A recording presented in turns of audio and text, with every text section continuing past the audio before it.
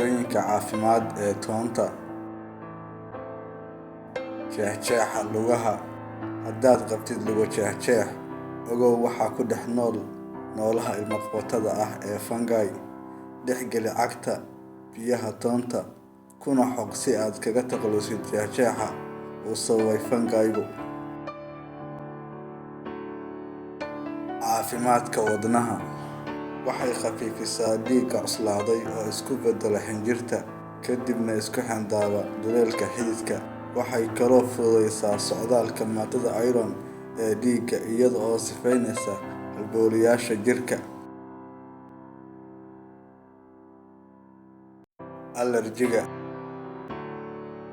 Toonta waxaa ku jirta maadada anti-inflammatory oo awood badan, taasoo isku xindaabta dedejiyaasha jirka ee soo tuuraya maaddooyinka prostaglandins iyo thromboxane oo uu ka samaysan yahay allergigu, kana hor istaagaysa abuuritaankiisa iyo dhaqdhaqaaqiisa.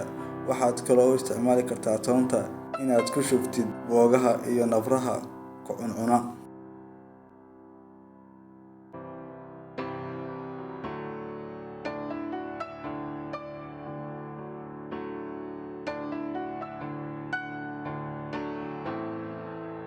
Hargabka.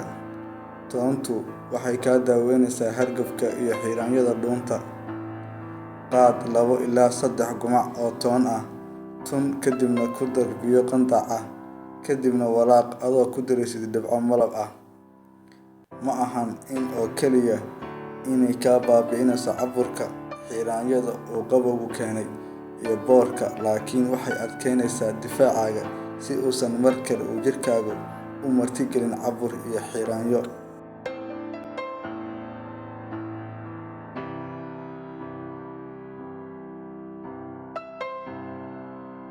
Liddi ku ah bakteeriyada iyo ku dulnoolaha. Toonta waxaa loogu isticmaali jiray antibiotics ahaan boqolaal qarni ka hor in lagu daweeyo bakteeriyada, fungi-ga, ku dulnoolaha, infekshannada iyo xanuuno badan. Hadda oo la og yahayna, waxaa la siiyaa ilmaha gooryaanka qaba si looga dilo ama looga daweeyo.